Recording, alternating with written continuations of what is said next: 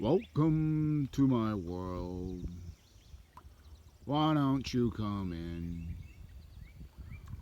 Where miracles still happen if you're with the Monk Cheetah, and that's who you're with today.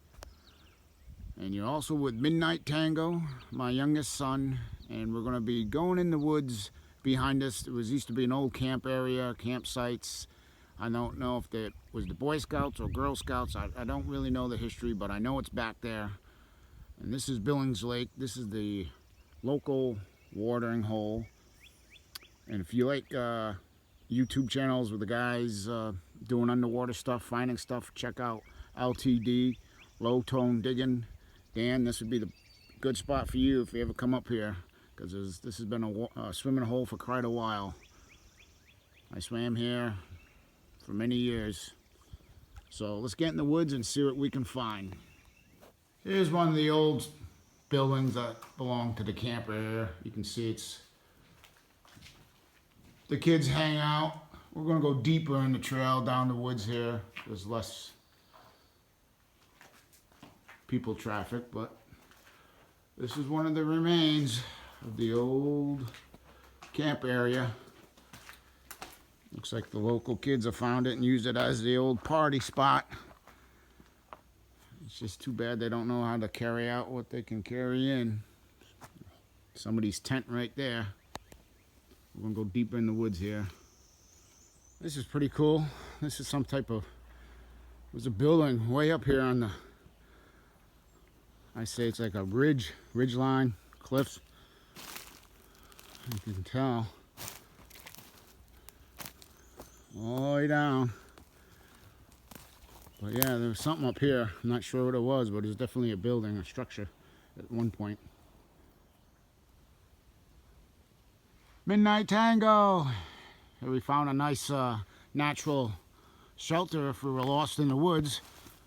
But it looks like modern day Bud Light drinkers,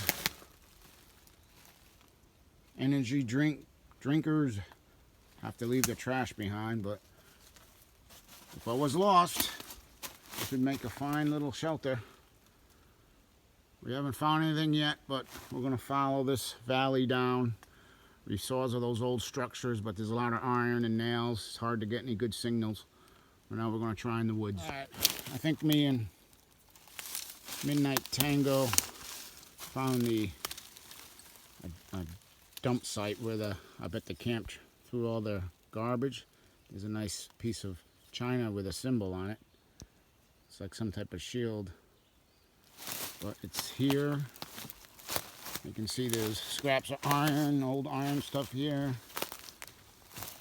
Over here, there's a bunch of more china here. I'm gonna dig around here, see if we can find some bottles or something. All right, I just think we found a whole bottle. I'm pretty certain this was a dump area. Looks like a big mason jar. Maybe it's full of coins. No. Looks like an average. Not too old.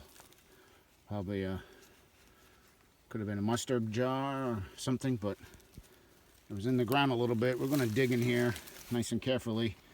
See if we can find something old. Yeah, we definitely found the bottle dump. Imagine that. This is an old ketchup, but this one's pretty cool. I just pulled that one on hold. This is an old soda one, I guarantee you. Hopefully we can find some good stuff. I didn't bring my little claw rake.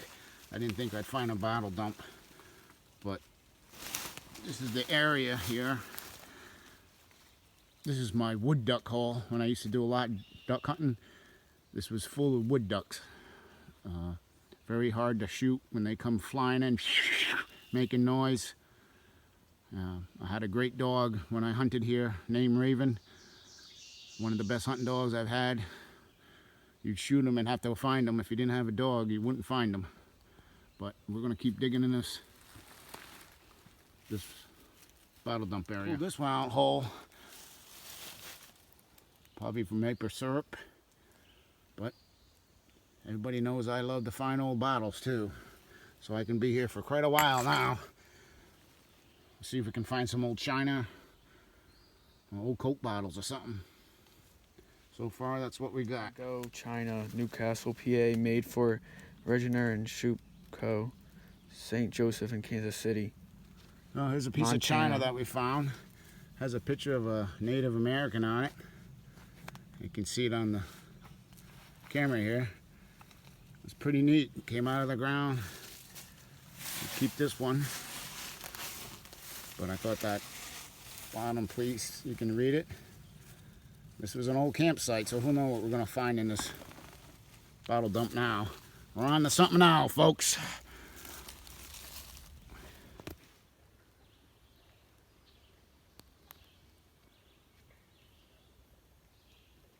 Well, the bullfrog started talking there for a minute.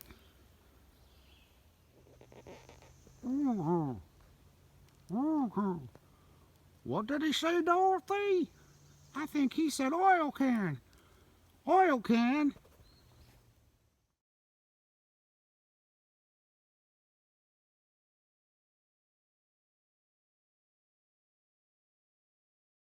All right, folks. Here's a little wrap-up of today's little adventure. Started out a metal detecting hunt, but it turned into a bottle dump hunt, which is always a good surprise, a good find for me. I love trying to find old bottles myself in Midnight Tango. But let's start with these down here. I cleaned them up a bit. These are puzzling. I couldn't find much about them, but they're made by the same people to make the mason jar ball. That right there is on the bottom of each of these, and they all have the same numbers, 6404. So I believe they were probably all together. Oh, there's my train again. But this one didn't have much of a marking, but I believe it was for probably maple syrup. This one, this is an antique. This is the first Boone's Farm wine bottle. See it? It says wine. Everybody loves Boone's Farm. And this is from 1942. It's a Freshman's Whiskey Laddie. I was able to Google that. And this one's another puzzling one. This is from Snow Crust Incorporated out of Salem, Mass. Right there in the bottom, you can see it. Only thing I could find out is Coca-Cola had a lawsuit against them for copyright infringement, I believe, trying to sell the same product, something like that. I think that was probably a soda bottle, but I've never seen one of these, but it's definitely from the 50s. And then we found this china. I was able to find this. This is called Carr China Company. They were in business from 1913 to 1953, and they made it in West Virginia. A lot of this stuff was made for the military just prior to World War II, for the cafeterias and stuff. And this one here,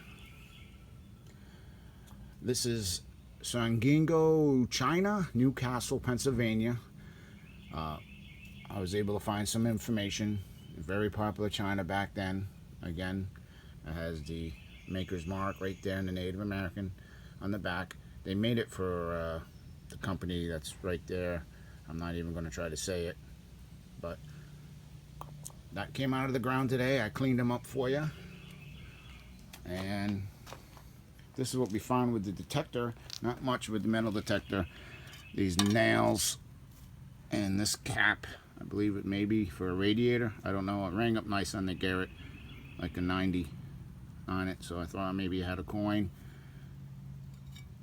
And this, I don't know exactly what it was or what it was used for, but you could use it for a nice grill in a pinch out in the woods if you had to cook a trout on that thing. But I'll keep it, and I'm going to add it to my display of old rusty gold that I found over the last couple years here. That milk carrier was from 1940 hood, and this little one is 1941 hood. And funny story with that one, I found that in the middle of the woods, like nothing around, turkey hunting. That was strange. I just trying to imagine what the story would be that somebody would drop that in the middle of the woods. But I'm not going to say my normal catchphrase today. I'm going to have a shout out because tomorrow's Father's Day and honors Father's Day. I'm going to say my father's catchphrase. He was on the radio for about 30 years as a DJ, radio announcer, and at the end of every broadcast, he would say, if you see someone out there without a smile, give them one of yours. The Monk Cheetah out, and all the fathers out there, have a happy Father's Day tomorrow, past and present. Hope you enjoyed the video. Leave me some comments. If you can, let me know you're watching.